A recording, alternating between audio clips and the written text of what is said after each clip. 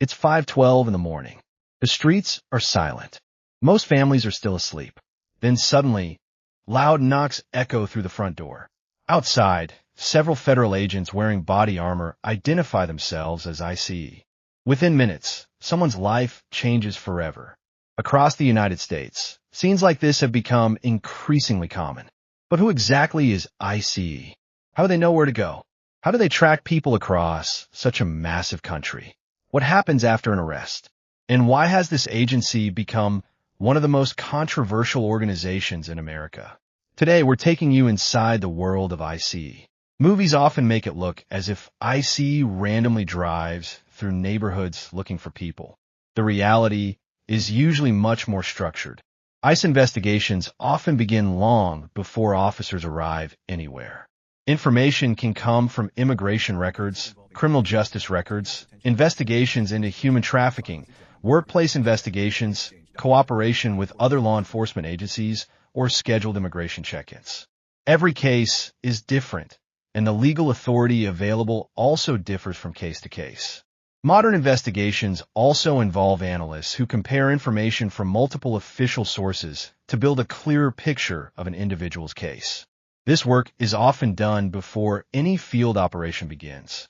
When officers decide to take action, they don't simply rely on luck. Operations are normally planned in advance.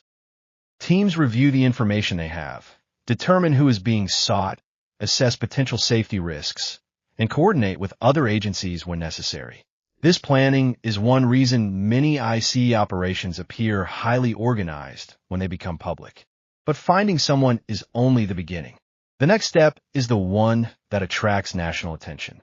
Every arrest looks different. Some people are encountered after being transferred from local or state custody. Others are encountered during workplace enforcement operations or at scheduled appointments related to immigration matters. In some cases, officers conduct targeted operations based on ongoing investigations. When officers make contact, they first verify the person's identity. Depending on the legal basis for the action, they may question the individual, confirm records, and explain the reason for the encounter. If the law authorizes an arrest in that situation, the person is taken into federal custody. After the arrest, the individual is transported to a processing facility. There, officers record identifying information, collect fingerprints and photographs, inventory personal property. Medical screening is also commonly performed before someone enters a detention facility. For many people, this is the moment reality sets in. They're no longer simply answering questions. They're now inside the U.S. immigration detention system. For many people, the arrest is only the beginning. The next destination is an ICE detention facility, a place that few Americans ever see from the inside. After processing, people may be transported to an ICE detention center. Some facilities are operated directly by the federal government, while others are run by private contractors or local governments under federal agreements. On arrival, officers verify identity again, complete medical screening, and assign housing based on several factors, such as security needs, age, gender, and medical conditions. Inside, daily life follows a strict schedule. Meals are served at set times. Medical care is available through the facility. Detainees can generally communicate with their attorneys, and many also have opportunities to contact family members, subject to facility rules. Some people remain in detention for only a short time. Others may stay for weeks or even months while their immigration cases move through the legal system. During this period, immigration judges, not ICE officers, make many of the key legal decisions about whether a person can remain in the United States or will ultimately be removed. This is also one of the reasons ICE has become so controversial. Supporters argue detention is necessary to enforce immigration law and ensure people appear for court proceedings. Critics raise concerns about detention conditions, how long some people remain in custody, and the impact on families. The debate continues across the country. When people hear the name ICE, they often imagine a small immigration office. The reality is far bigger.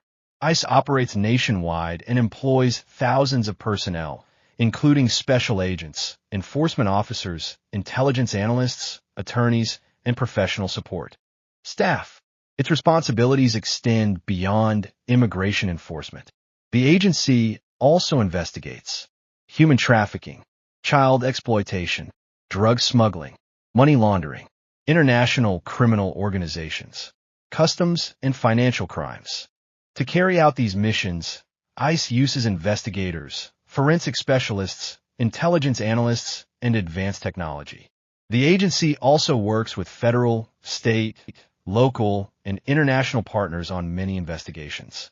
Every year, Congress provides billions of dollars in funding for ICE's operations, including personnel, investigations, detention facilities, transportation, and technology.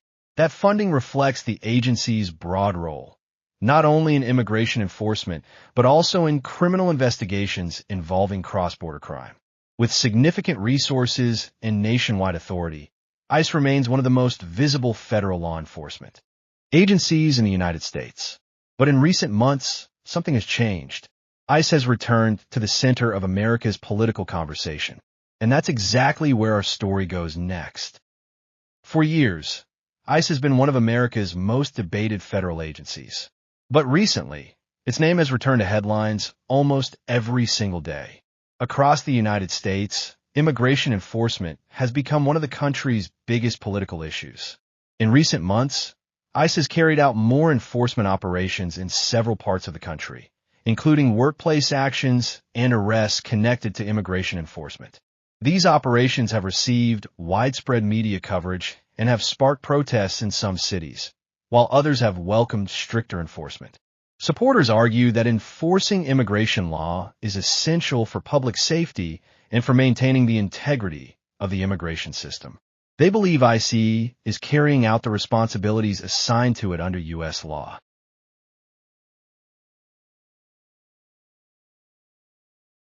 Critics, however, say that some enforcement practices can separate families, create fear in immigrant communities, and raise concerns about detention conditions and due process.